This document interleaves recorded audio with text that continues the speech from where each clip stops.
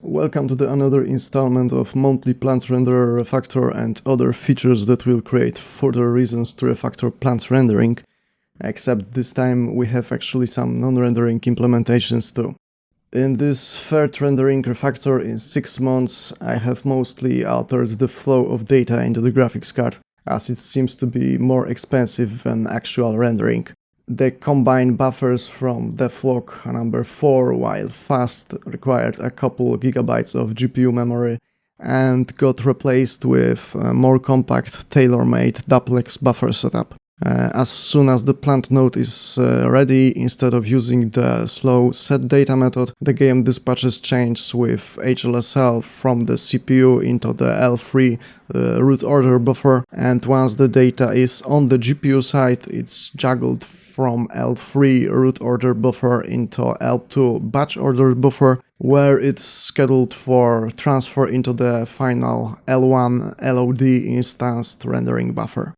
In practice though, it's not that simple, as it is interwoven with the billboarding and occlusion system, cuttings rendering that transfers data directly to batch ordered buffers, and a set of discrete buffers for each type of data, so updates of transform matrix, material data or highlights can be issued independently of each other.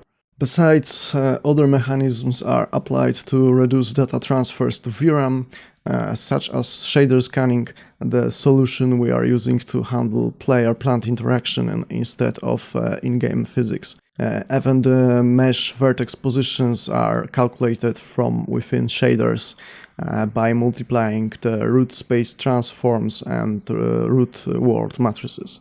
This is actually necessary to apply world space transformation onto plants without them being affected by the actual world position.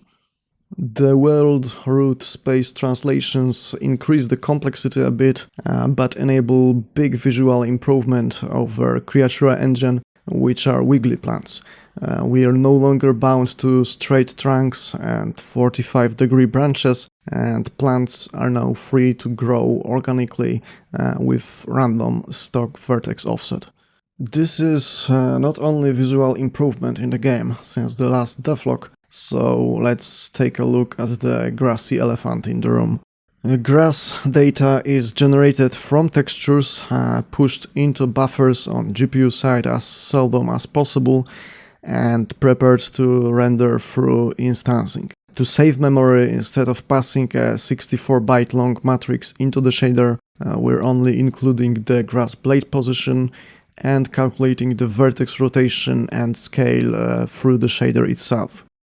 Because shader calculations are almost free for most intents and purposes, it's a good trade-off to reduce the per blade memory footprint by basically 60 bytes, which quickly adds up to hundreds of megabytes of VRAM freed. Since there is only so much that can be done on any given hardware, we are back to the original cause for rendering refactor, the chunks. Just like in Minecraft, all the game data is now split into sizable chunks that load over hardware-dependent rendering distance. Because the data is not kept in memory until loaded, utilizing NVMe drive will be likely advised. Between all of this data cramming, there are finally some actual gameplay implementations. Plants can visibly decay, while seasonal changes are now more pronounced. We have now in-game UI in the form of a tablet, and what is clearly an updated version of Creatura Dev Edit tool. The improvements aren't revolutionary, but for example, plant structure shape is now kept even through iterating over structural genes, and we can generate plants at any age and development stage instead of only fully grown ones.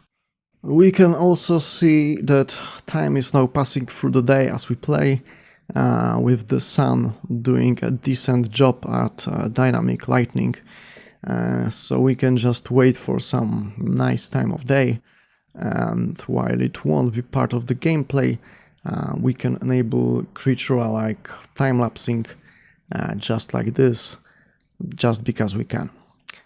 Up to next time.